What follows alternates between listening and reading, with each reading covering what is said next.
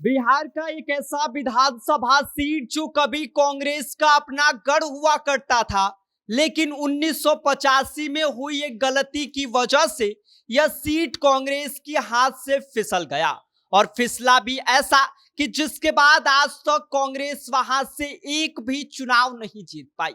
आखिर वो विधानसभा सीट कौन सी है और किस गलती की वजह से यह सीट कांग्रेस के हाथ से फिसल गया, सब कुछ आगे हम आपको विस्तार से बताएंगे। लेकिन उससे पहले मेरा परिचय जान लीजिए। मेरा नाम विष्णु है और आप देख रहे हैं जनता जंक्शन।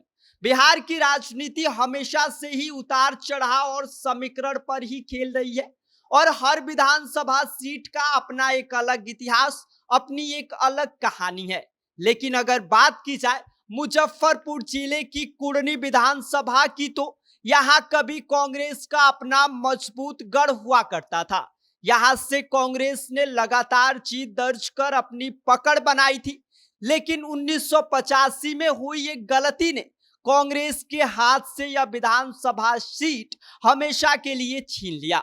1951 में इस विधानसभा क्षेत्र का गठन हुआ और 1952 के पहले चुनाव में कांग्रेस ने अपने कद्दावर नेता कपिल देव नारायण सिंह को मैदान में उतारा और उन्होंने यहां से जीत दर्ज की। और इसके साथ ही कांग्रेस की जो मजबूत की नींव है उसकी शुरुआत उन्होंने कर दी।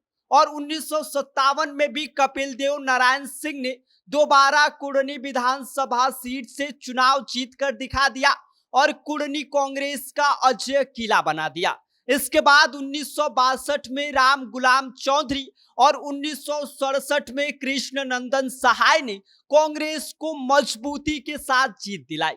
यानी कि आजादी के पहले 3 चुनावों में कांग्रेस ने कुढ़नी पर अपना झंडा लहरा दिया। लेकिन 1969 में तस्वीर बदल गई।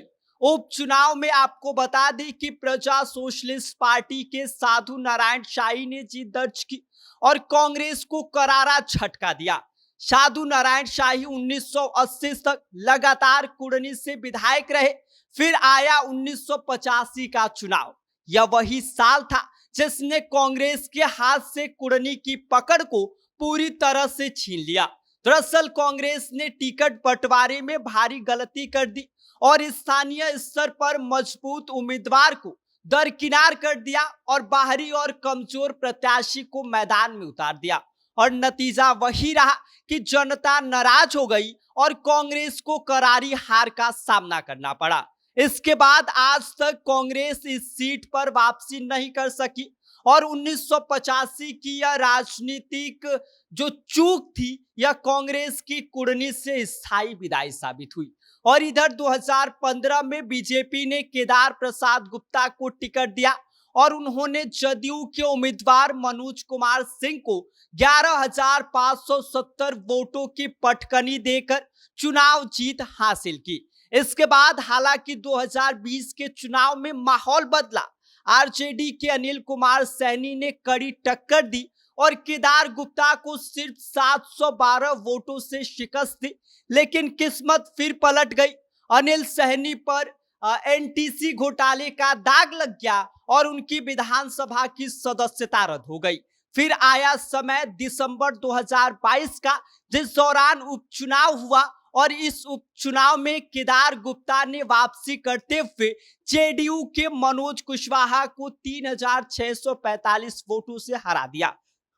इस दौरान वीआईपी उम्मीदवार तीसरे नंबर पर रहे और बीजेपी ने इस सीट को अपने पाले में कर लिया। फिलहाल केदार प्रसाद गुप्ता कुढ़नी से विधायक है और राज्य के पंचायती राज मंत्री भी हैं। आज यह स्थिति है कि कुढ़नी विधानसभा में बीजेपी और जदयू गठबंधन के साथ है, तो वहीं आरजेडी और अब जनसुराज भी इस सीट पर अपनी ताकत आजमा रही है। लेकिन बात की जाए कांग्रेस की, तो 1985 के बाद अब तक उसका नाम इस क्षेत्र की राजनीति में नहीं लिया गया। यानी कि कहानी साफ है कि एक टिकट बंटवारे की गलती, एक चुनावी रणनीति की चूक और कांग्रेस का किला सदा के लिए ढह गया। बाकी इस पूरी खबर पर आपका क्या कहना है, आप क्या सोचते हैं, आप हमें कमेंट कर सकते हैं। आप देख रहे हैं जनता जंक्शन, मेरा नाम विष्णु है।